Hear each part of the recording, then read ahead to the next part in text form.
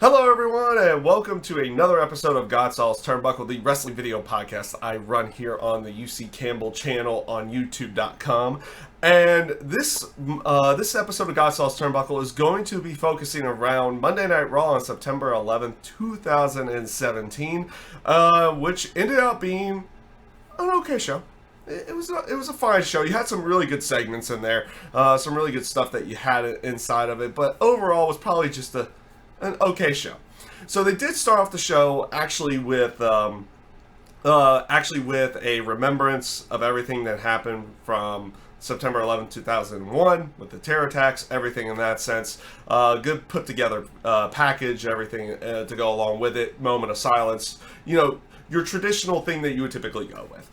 Very nicely done, everything to go along with that. Nothing really too much to fully say about that, other than the fact that, you know, you put it out there to maybe know that we are moving on, but we're never going to forget type thing. So that's kind of what they went with there.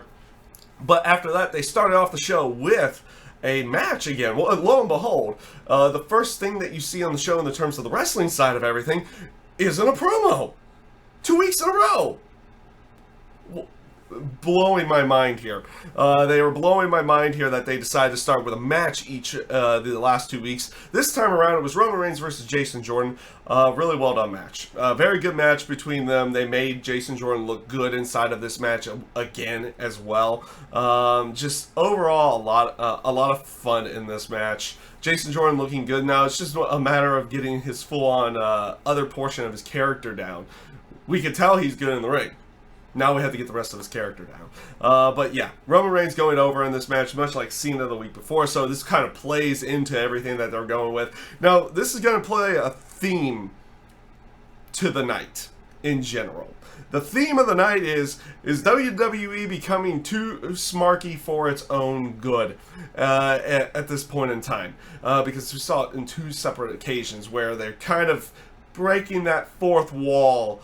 And by breaking that fourth wall, it's not very subtle. It's very blatant that they're going on that side of it. Because Cena says he had something to say to Reigns, but he wasn't going to say it to the interviewer. He was watching the match backstage. Was not going to say it to the interviewer. He was going to say it to Roman's face when they come back from commercial break. Of course, Roman just having to stay out there the entire time.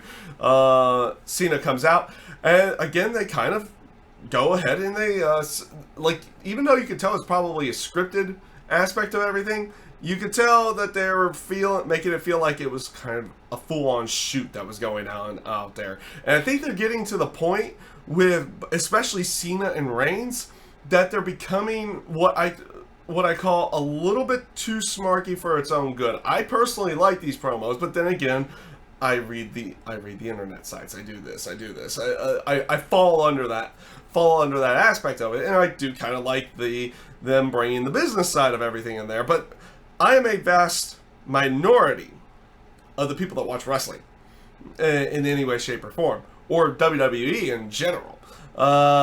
And a lot of people are probably thinking, it's like, where are they going with this? Now, don't get me wrong, they had some good one-liners in there, though it was really hard to fully believe on Roman's side of everything, like him mentioning ticket sales, everything to go along with that. It was very hard to really grasp any kind of truth, though the one zinger they had, even though it doesn't seem like it's fully true, though we don't fully know how Cena is doing in the terms of Hollywood look, was that he said that Cena had problems breaking into Hollywood. And then he made mention, is like, if you need help, I know a guy. Of course, referring to The Rock being his cousin and everything in that sense. Some good one-liners in there, but at this point in time, I feel like they're going a little bit too overboard with it. In the sense of everything. I personally like these promos, but I can tell this is their main direction on everything here. It's like literally this match is breaking the fourth wall on every facet of the game, and they did get this a lot of time. Let's not get this wrong. And I thought it was good, but I bet you there's a good chunk of people who are out there. It's like, what are these guys even talking about? I mean, don't get me wrong. We know we know that we know that most fans who are watching know it's a work, know it's this, know it's that, but you know, they kind of suspend their disbelief. So when you're breaking the fourth wall like this on a constant basis, it's like, wait a minute, where are they going with this? What are they actually doing here? Are they actually shooting on each other, or are they working each other? We don't necessarily know. And both of them come off kind of almost as the heel in this case. We'll just leave it at that. They both come off looking like heels in this case. But overall, like I said, I thought the promo was rather enjoyable. But then again, I fall under that category of fan at that point in time. So this brings me to the next bit that they had out there. They had Sasha Banks going up against Emma. The match itself was decent, but I don't know what purpose this served. You had Emma tapping out to Sasha Banks, so I guess it's just there. I feel like they could have done something more setting up this Fatal 4-Way. Like, it feels like this Fatal 4-Way doesn't really have too much going about it. The most interesting aspects of it right now, I feel, are Alexa Bliss and Nia Jax at this point in time. But like I said, the build-up that they're having doesn't really serve too much of anything. And you did see something a little bit later, so I'll get fully into this right here and right now. They do show a few other things later, but in the terms of this match, I don't feel like it served much of a purpose. It didn't do anything for the match itself other than getting all four of them out there. You had Alexa Bliss and Nia Jax on commentary. You had Sasha Banks and Emma inside the ring. And like I said, the match itself was decent enough. So let's get into full on everything with this one, because this kind of plays off into everything.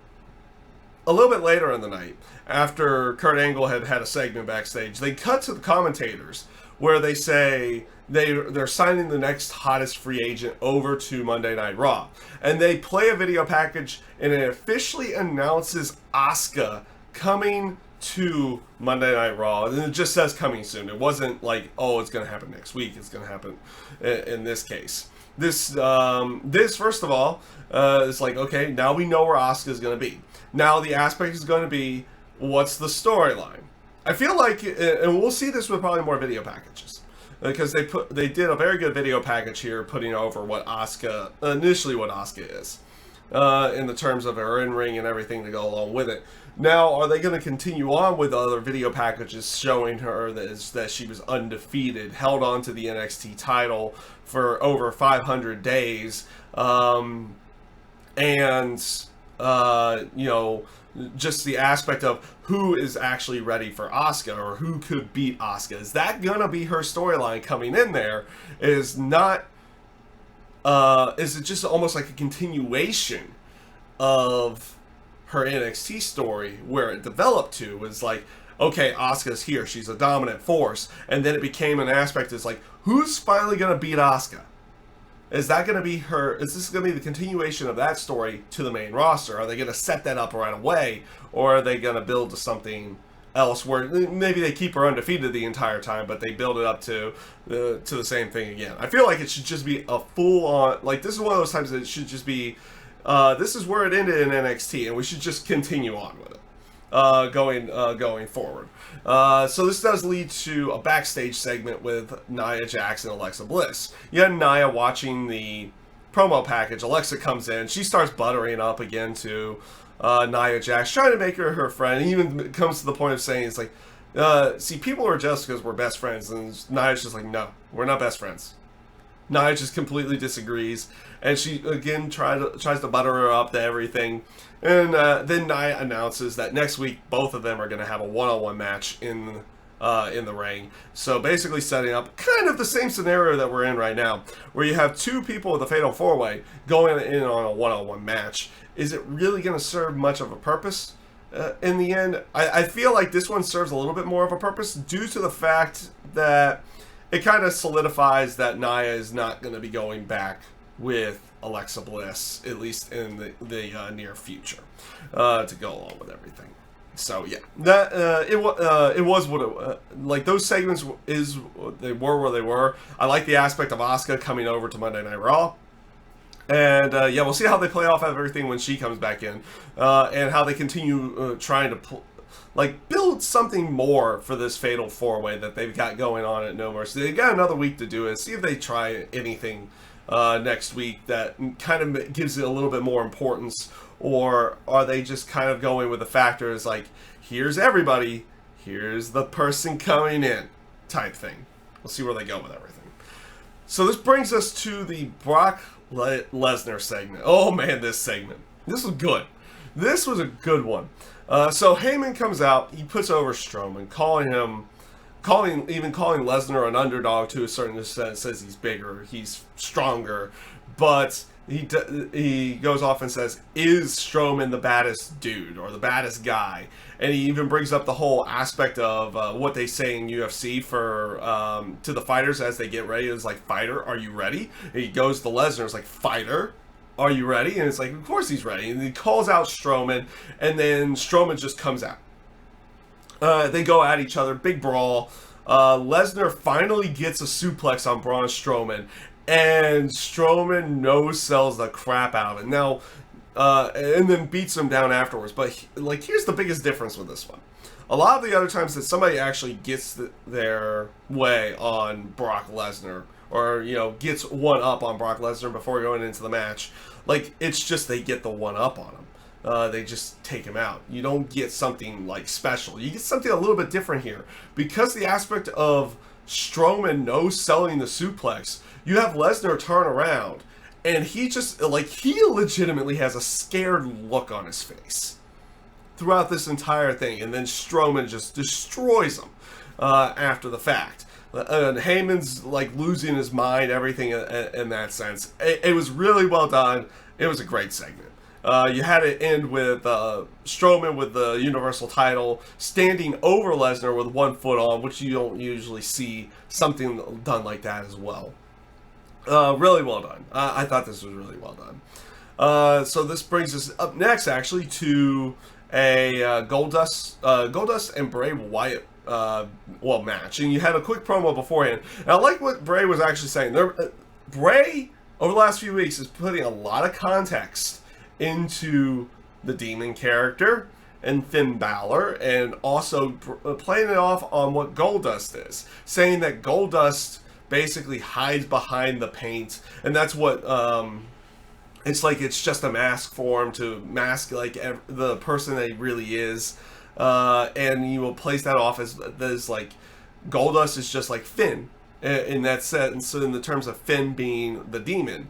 So is to emphasize more that he is trying to, make sure that Finn has to face him he plants the seeds of doubt that Finn can only beat Bray when he enters the Demon persona in there. So good promo before the match, playing it off of that. Really quick match for Bray Wyatt going over with his sister Abigail, but after the fact, he plays off more symbolism, is that he starts wiping the paint off of Goldust, saying he's removing his mask and showing everybody the person that he is and everything to go along with it. This does eventually bring Finn Balor out to chase him away. Actually good stuff here. I actually like this one. This was pretty good. Up next, you had Cesaro and Sheamus basically doing an interview backstage on their match with the Club that was going to happen next, and of course their match with Rollins and Ambrose for No Mercy. I like what they did here. They basically said, they were playing it off as so why are you going after the Club? Well, we find them to be, and they go off and say they find them to be more of a threat than Rollins and Ambrose. And you got good stuff inside of here. They played off of everything, and I thought it was pretty good. This does bring all sides out for the match, which really wasn't anything. You had Ambrose and Rollins on commentary, which I'm liking the interaction between Ambrose and Rollins. They were playing this whole bit where Ambrose had binoculars and a notepad. Both of them were trying to share the binoculars at one point in time. It just looks like the two of them are having an absolute joy working with each other. What was it? Before the match even started, actually when Cesaro came out and did his normal entrance, you start hearing Rollins and Ambrose kind of trash talking on the microphone. When the lights come back on, you see Sheamus and Cesaro basically arguing with them. All of them start brawling. club joins in, they brawl to the back. Kurt Angle, this led to a backstage segment with Kurt Angle and Rollins and Ambrose, which had basically them trying to get like a 4-on-2 handicap match. Kurt says he wasn't going to do that. You find 2 more partners and we'll have this match. So this brought to a little bit later on in the evening, which this was great. I like the stuff that they had. Again, it looks like Cesaro, or not Cesaro, but Rollins and Ambrose are just having a blast working together. They're backstage looking for a tag team partner. Ambrose is kind of just like going, like, with talking to random guys and 2 random stagehands, like, nah, no, never mind. You're not going to be good enough tag team partners. And then they keep walking on. And then they run into Jamie Noble and Dean Malenko. And Ambrose's reaction is like, it's Dean Malenko, the man of 1,000 holds. It was actually a very good mark out moment as well. Like, he got a pretty decent pop out of it. And I just love how Raw is just like, yeah, and Jay, because from Jamie Noble being part of J&J Security. Good stuff. Good stuff on that one. This does eventually lead to them showing up, walking around a little bit more, and running into the Hardys, and they officially join with Rollins and Ambrose. Now, it's fun. I won't say it's funny, but it's interesting to note that more of the broken mannerisms, if they're going to just call it awoken in WWE versus broken, more of the broken mannerisms from Matt Hardy tonight. And they're even beginning to mention a little bit of, like on commentary, a little bit of the, it's like, is Matt acting a little bit weird? Type thing, where they didn't really fully acknowledge any kind of weirdness or anything in that sense down beforehand. They're kind of acknowledging it a little bit more, that Matt Hardy may be a little bit unhinged or something to go along with it on that side of everything, because he started doing more of the biting and more of the other mannerisms, and it was more blatant this time around. So after all that, actually that was a little bit later on in the show. You had, next to talk about though was Elias. Elias was in the ring. It's time to walk with Elias. And again, this guy does such a good job of playing it off that the crowd's going to start getting behind. They start clapping to the guitar beat and everything. And then he'll just say like one word that make them absolutely just turn away from him.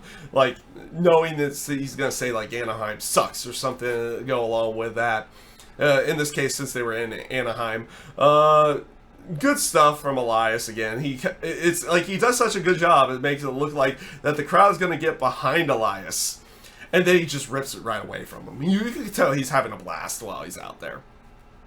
Doing a lot of this stuff. And of course you also have the interactions with Corey Graves, Booker T, and Michael Cole, who look like they're...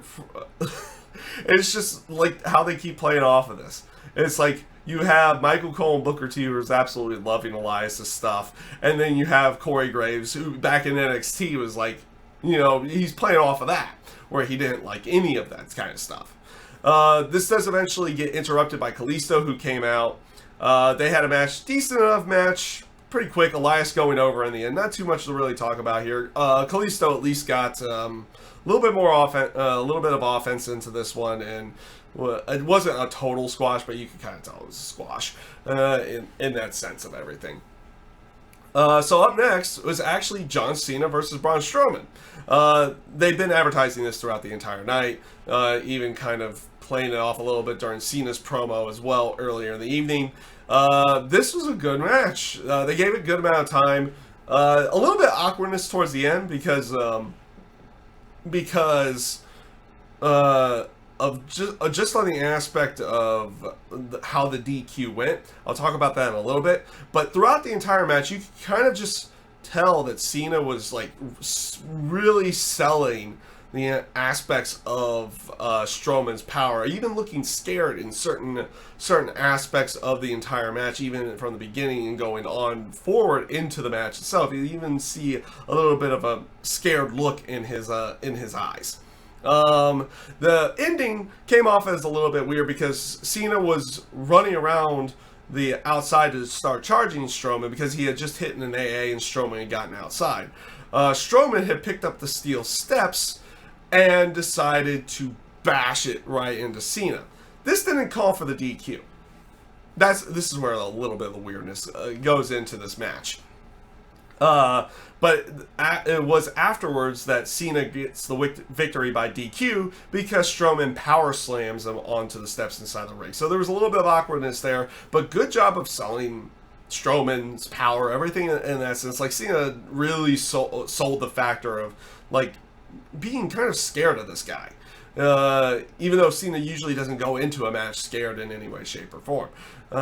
So they were playing off of that. Roman had a quick bit, quick bit backstage because he was watching the match much like Cena was watching his match earlier. He basically just said Strowman showed him no mercy, and no mercy, say I will as well. So kind of just throwing a quick little jab afterwards at the end. So, this brings us to the Miz TV segment, which they had been advertising throughout the entire night as well, with it being with Enzo Amore. Now, beforehand, and you could kind of tell that Miz was going in initially being full-on in character, but he slips out of it real quick. Because you could just tell also with a smile on his face as well. He and Maurice announced that Maurice is pregnant. They're expecting child. And you could just tell the glowing face and everything on both of them for that one. So more than likely Maurice will probably be going away for a bit. Obviously at that point. They're not going to put an actual unborn child at risk. One would hope. But they did start playing off with, of course, you know, Miz and true professional. They announced that, you know, Maurice is going to have a baby. They immediately use it for a storyline. Why not? Right? Why not? Miz is like, yeah, let's go ahead and do this. So he wants to start this fatherhood speech. Enzo immediately interrupts. He comes out and Miz starts shooting on him. And again, this is another aspect where, you know, are they breaking the fourth wall too much? Are they getting too smarky for their own good? Miz basically goes off and goes through all the mistakes, says even about getting taken off tour buses and how no one likes him and everything in that sense. Enzo ends out calling him a paper champion, which the crowd ends out not agreeing with in any way, shape, or form. It's one of those bits like even Miz, the heel, asked the crowd, and the crowd's like, "No, you're not a paper champion. We just don't like you." That's basically all it was on that one, which did lead to a match between Enzo and the Miz. This match, it was an interesting one because it was done via a lot of microphone work.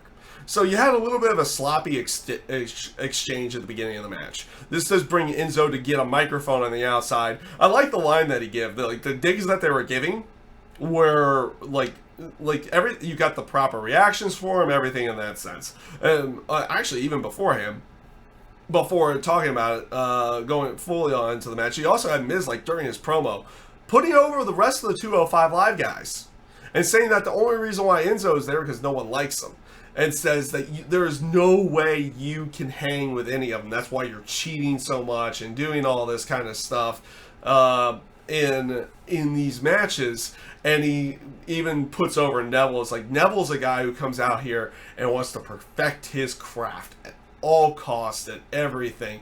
And you have, and it's like Enzo doesn't hang with him in any way, shape, or form. Really putting over the 205 Live guys in every way by putting a dig at Enzo in that case.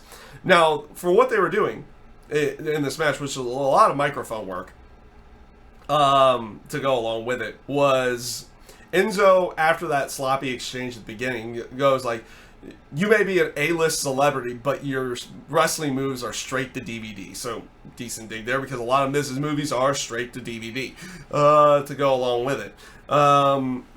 Then Miz gains control, starts doing that, like, as he's bashing his head into the turnbuckle, he's like, how you doing? Again, how you doing? Again, and again, and again, and again. Miz goes to the top rope, Enzo gains control, gets the microphone back, and again, of course, Miz would probably okay this line, because he's the consummate professional that he is. Basically, Enzo says, It's like the question that you should, or it's like, of course you'd steal my catchphrase because you steal everything. And that the question isn't how are you doing, it's who's your daddy. And of course this prompts Miz to go ballistic, and also the Miz beats him down. I like this. I thought it was pretty good, but again, are they being a little bit too smarky for their own good on that one? The same question I've been basically asking all episode. Are they too smarky for their own good? So up next, after this, was the main event, which was Ambrose, Rollins, and the Hardys going up against Cesaro and Sheamus and the Club.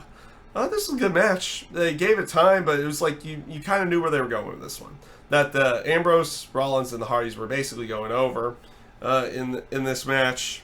It wasn't really in any kind of doubt. There was really nothing on the line. It was just kind of there. It felt like this is a match that should have been done earlier in the show and shouldn't have been the actual ending or the main event of the actual show itself. The match was good for what it was.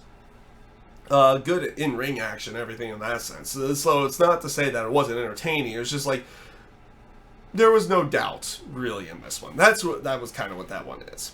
So, that being said, everybody, basically that's everything I have on Monday Night Raw this week. Overall, I thought it was a decent enough show.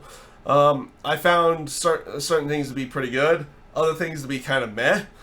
They decided to be extremely breaking the fourth wall, and it's like, let's appeal to the smarks tonight.